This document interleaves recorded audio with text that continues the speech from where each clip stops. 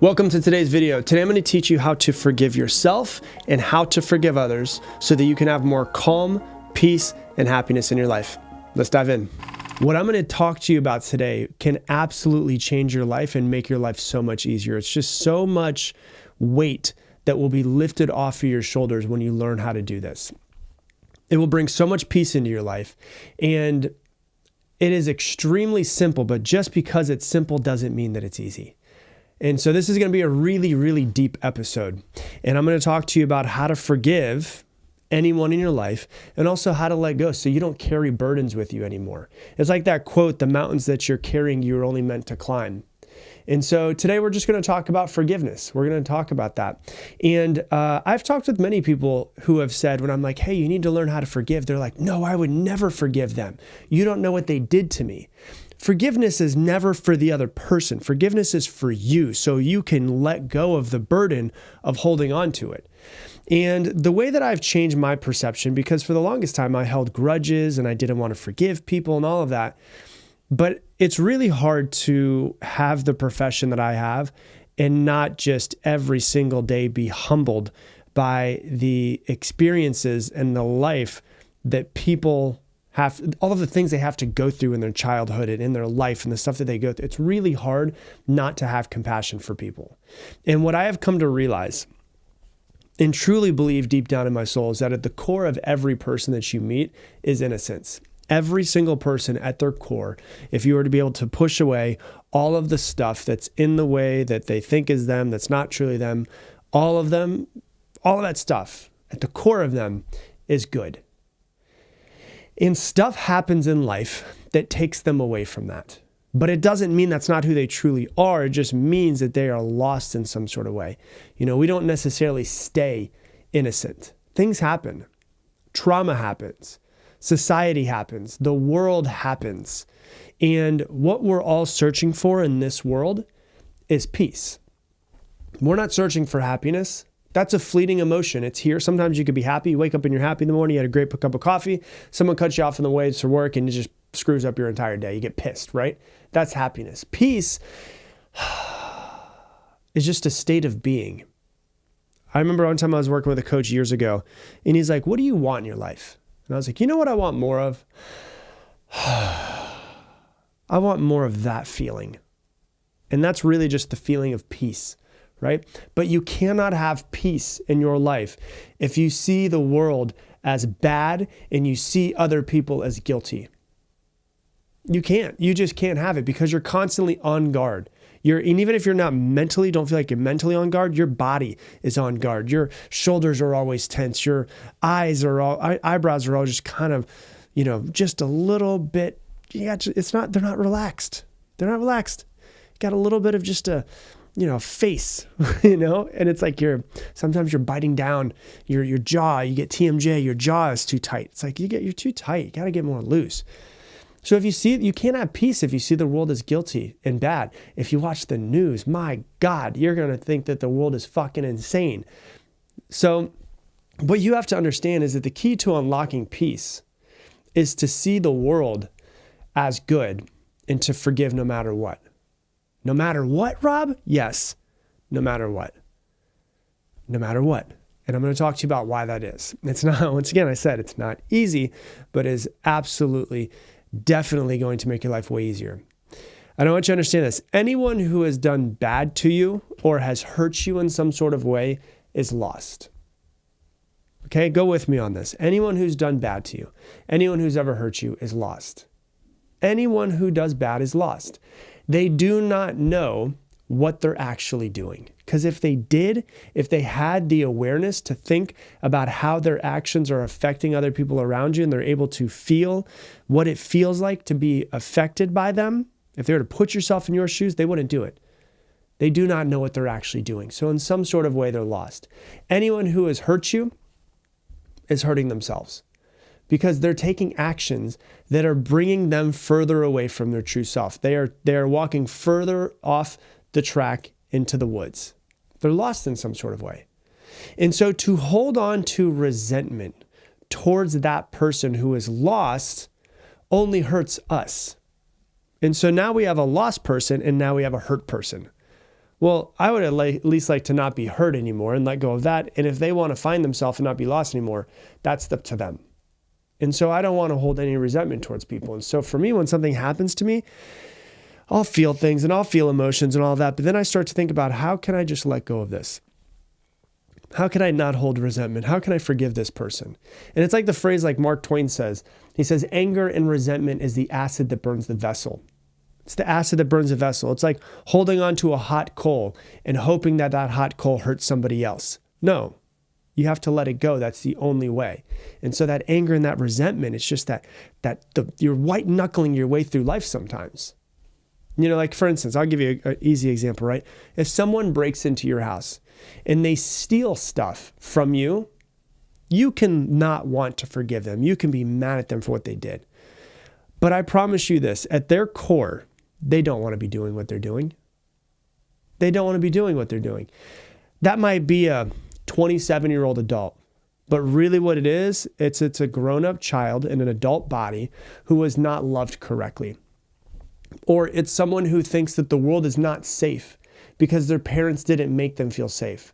And now they feel like, well, I need to go take from other people to be able to make money, to feel more stable, to feel more safe, because I've never felt that safety in my life because it was never given to me in my childhood. It's someone that's hurting. And when we can see that it's someone that's hurting, it's easy to have more empathy for that person and to have more peace. Hey, real quick, I want to introduce you to something called Mindset Mentor Plus. If you love this podcast, you will absolutely love what I'm about to talk about. I designed Mindset Mentor Plus to help you actively integrate every one of these episodes into your life. And here's how it works. With every episode of this podcast that comes out, Mindset Mentor Plus subscribers get more. You're going to get multiple page, detailed, printable worksheets, effectively a mini masterclass that's way more in depth than just this podcast. They also come with journaling questions, challenges, assignments, and so much more, so that you're not just listening to these podcasts passively, but you're actively integrating them into your life. That way you improve much faster. I also do monthly Q&A sessions in there and much, much more. If you want to learn more about it, go to mindsetmentor.com or click the link that's down in the description. And one of the things that really helped me with this, just to give you guys an idea, was I remember there was one moment, I had a coach of mine that asked me, do you hold any resentment towards your parents? And I was like, no, I don't think so. I think I've gotten over everything with my dad. I think everything's good with my mom. He's like, okay, I want you to sit with that question. I kind of sat with it and I was like, you know what? I do think I resent my dad. And so I started working through it and journaling it. And for those of you that don't know my story, if this is your first episode to listen to, my parents got divorced when I was 10 because my father's an alcoholic. My father passed away when I was 15 from liver failure, from being an alcoholic. There's obviously childhood trauma that comes with having an alcoholic father. And after really sitting with it, I was like, you know what? I do resent my dad in many ways. He wasn't there for me to teach me how to be a man, how to shave, how to, interact with people in the world, any of those things. Like, he wasn't there for me in those moments. And so I started feeling that resentment. And then I was like, well, why wasn't he there for me? Why did he become an alcoholic? And I started getting deeper and deeper into it. And I was taken back in like a meditation session to think about my dad when he was a child. So I was mad at the 48-year-old man who caused the trauma in my life, who was an alcoholic, who didn't overcome it, and who passed away when he was 48 years old. What I didn't see was the child that was still wounded inside of him that made him become an alcoholic and have an addiction. And so I started thinking about that, like, well, what actually happened? And if you don't know the story of that, my father, when he was 12 years old, heard a gunshot. He walked into his parents' room and his dad had just shot himself in the mouth with a shotgun. So my dad walked into the room right after his father had killed himself. And so that was 12 years old. And so once I thought of that and I put myself in my dad's place and in his shoes, I was like, oh my God, I can't have resentment towards a 48-year-old man, because what I really need to do is show love to the 12-year-old child. And it completely changed the way that I had thought about everyone else in my life and everyone that I come in contact with. And I realized that any person who shows up in a way that doesn't feel real and authentic and loving and truthful, hurts you, screws you over, steals from you, breaks your heart, whatever it might be, is a child that just has some sort of wound that they never really overcame. And when you can start to see that, you can start to have empathy for people. And that changing there is no resentment that exists inside of me for my father after realizing this. And I was like, he was just I can't imagine what that 12-year-old boy had to go through, you know? And so I can't be mad at the 40-year-old guy. What I need to do is I need to show love and energetically think about showing love to that 12-year-old child. And so you can see the adults, but you can also see the hurt child that's behind it. If you can see the hurt child that's behind it, oh my God, forgiveness is so much easier. If somebody, cheats on you, you're in a relationship with them, that has nothing to do with you. You have to realize that this has nothing to do with you. You might think that it does. It has to do with probably their lack of love for themselves, which came from a lack of love that probably came from their parents. And then, they have to go search for someone else to try to fill a void that they can't fill because their parents didn't give them the love that they wanted or deserved when they were a child. It's a search for love is what it is. It's a search for acceptance. It's a search for self-worth. That's what it is. It has nothing to do with you. It has to do with a wounded child that's now an adult. There's only this. There's only insanity and there's sanity. And when I say this, when I say insanity, I don't mean like clinically insane. But what I mean is sanity is to be in a state where you do right for yourself and you do right for other people. That's what sanity is. You're doing right for yourself, you're doing right for other people. Insanity is to be in a state that hurts other people. And when you hurt others, you hurt yourself, which is also even more insanity. Because what happens is when you hurt somebody else, you carry that wrongdoing with you. Everything in this world is just basically love and fear. You've heard that before. Love is sanity. Anything that is not love is insanity, right? Love, sanity. Everything else that's not love, insanity. Everyone is just where they are, and they're doing the best that they can with what they have. And once you really understand that at your core, it's so much easier to forgive too. Everyone's doing the best they can. And if they really screwed up, that was the best that they could do in that moment. But I promise you this, if you were in their exact same shoes, you went through their exact same childhood, had their exact same parents, went through their exact same raising, and all of the millions of little teeny tiny seconds and things that have happened in their life, you would be exactly the same as them. You would make the same choices. We like to think I would never be like them if I had their life. No, you would. You would make the exact same choices. Someone's actions are always a reflection of their consciousness. When you look at, I like to look at, I'm not religious in any sort of way, but I like to look at all the different texts that are out there, the different figures that are out there and say can I get some inspiration from this? And a good person that you can take the inspiration from is whether you believe in him or not, you can just take the story if you want to, is Jesus, right? The story of Jesus being murdered.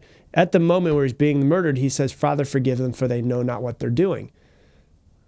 He could see past their actions to the consciousness that they were and see they do not know what they're doing. They are lost. A sane person would never do those actions. Get it? So that's really what it comes down to. What our truest self should see is a sick person that's in need of healing. For in that case of the people that's murdering somebody else, that's a sick person that's in need of healing. Someone who cheats on somebody else, that's a sick person that's in need of healing. Someone who screws somebody over, steals from them, that's a sick person that's in need of healing in some way. What the ego sees is an evil person that's in need of punishing. Right? But your truest self, if you could take a step back, is a person who is sick that needs some healing in some sort of way. And so everyone wants happiness and everyone wants peace. Even the person that's screwing you over wants peace and happiness as well. But everyone is always doing what they believe will bring them happiness and peace. And if we judge and condemn that person, we strengthen that within them. So if someone steals from me, right?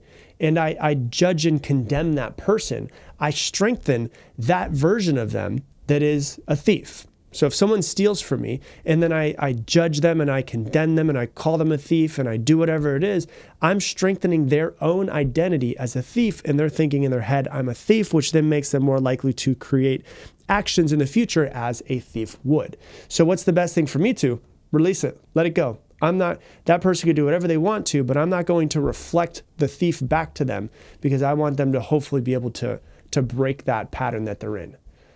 If someone's a thief and they're a cheater and they're screwing someone over, they're doing whatever it is, they don't feel good about what they did. I promise you that. Their truest self, their core, their deep consciousness behind all of it, they know that it's wrong. But if we judge that person, if we label them, it strengthens that belief that that's what they are. and they're more likely to do it again in the future. So I want to at least try to break that pattern. I want to release it for myself, and hopefully maybe they can release it in themselves so they don't do it to someone else again, right? Because if I say it to them, they see it in themselves, and they're going to keep doing the thing, think, oh, that's who I am. I'm a thief. Oh, I'm a cheater. I'm going to do this. Oh, I'm a person who screws people over, whatever it is. I'm not going to play a part in that thought that they have of themselves. The hardest part to do is to try to forgive and to love that person. If you could try to forgive and love somebody, it allows you to release it. And at the same time, it allows them to start releasing it as well. I remember seeing a video that one time was like a really touching video. And there was a lady whose son was murdered by, it's like this teenage boy. Her teenage son was murdered by this teenage boy for like a couple $100 or something like that. And it was a video of them in the trial. And, you know, the kid was sentenced, whatever it was, happened. And then the mother came up, mother of the murdered son, comes up to the kid who murdered her son. And she said, I forgive you. Can I give you a hug? And then she gave him a hug, and this kid just broke down in tears. If a woman can forgive somebody who murdered her son, I'm pretty sure all of us can try to work to forgive somebody else. Because what she was able to see in that moment was that was a child that probably just wasn't loved in his childhood.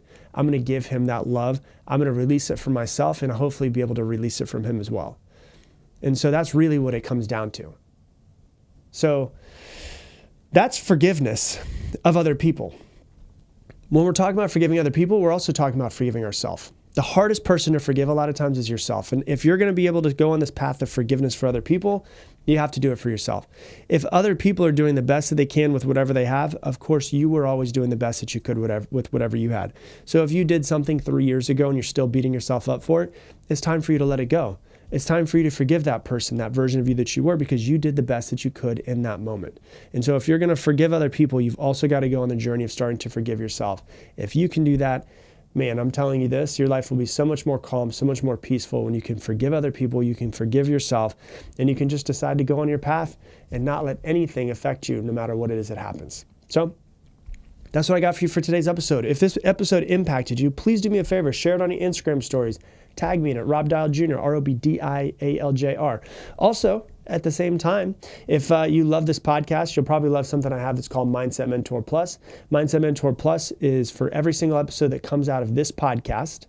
Mindset Mentor Plus subscribers are going to get a whole lot more. So they get multiple detailed, multi-page worksheets, 3, 4, 5, 6 pages sometimes that go deeper into every single episode than just the podcast does. You can print these out, you can underline them, you can highlight them. There's also journaling questions for every single episode. There's assignments for every single episode. We do our monthly Q&A session in there as well. There's also a community of over 1,300 people that you can connect with. If you want to learn more about it, there's a website that tells you all about it. There's a video on there that I recorded for you that tells you about it as well. Just go to mindsetmentor.com. Once again, mindsetmentor.com. And the best part about the whole thing, it is less than $1 a day. So if you want to learn more about it, go to that website. And with that, I'm going to leave you the same way I leave you every single episode. Make it your mission to make somebody else's day better. I appreciate you, and I hope that you have an amazing day.